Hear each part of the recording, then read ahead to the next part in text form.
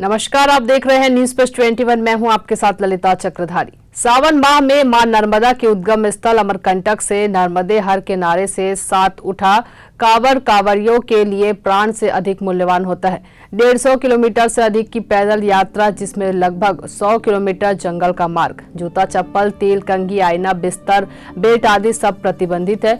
भोजन से फरात में मार्ग के अनेक नियमों को मानते हुए चलना होता है। दिन भर बारिश, धूप या छाव हो, रुक नहीं सकते। उसके बाद कांवड़ियों अपने आराध्य शिव के दरबार भोरमदेव पहुंचता है और वहां शासन के नुमाइंदे निर्णय सुनाते हैं कि नया नियम बन गया है, अब कांवड़ के साथ मंदिर में प्रवेश नहीं हो सकता। कोई कहता है कि सिर्फ संचालक बम ही गर्भगृह में प्रवेश करेंगे। सभी बमों से जल एकत्र कर कोई एक अंदर अभिषेक के लिए जाए। कोई ज्ञानी अधिकारी तो कांवड़ियों को ये भी समझा रहे थे कि तुम्हारे लोटे में पानी ही तो है। किसी अधिकारी को अचानक अद्वैत सिद्धांत याद आया और उन्होंने बताया कि कहीं भी अभिषेक करो, सभी जगह एक ही भगवान है।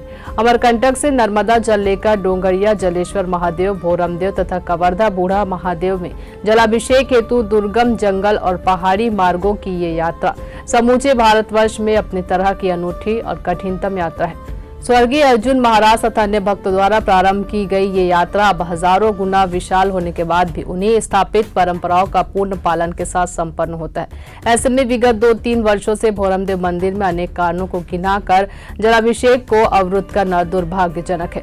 जारी विज्ञप्ति के माध्यम से भाजपा प्रदेश मंत्री विजय शर्मा ने कहा कि अनेक बोल बम समितियों के भोरमदेव में कांवड़ियों के साथ हो रहे अपमानजनक व्यवहार, शासन प्रशासन द्वारा व्यवस्था की अनदेखी और जलाभिषेक हेतु मना करना या कई घंटों तक मंदिर के सामने प्रतीक्षा करवाने की बात कही है। हमारे परंपरागत 22 साल से जल चढ़ा थे, आज भी जल चढ़ा दो ऐसा करके तो मना कर रही। तो फिर हम बोले कि भैया एक बार हमला चढ़ा दो, अगली बार से हम संकल्प नहीं लेवो और संकल्प नहीं लेवो तो यहाँ हम नहीं बोरम दो। कम से कम 2 घंटा खड़े भैया, 2 घंटा खड़ा हो एक बात बैठे कर बात हम जल चढ़ी।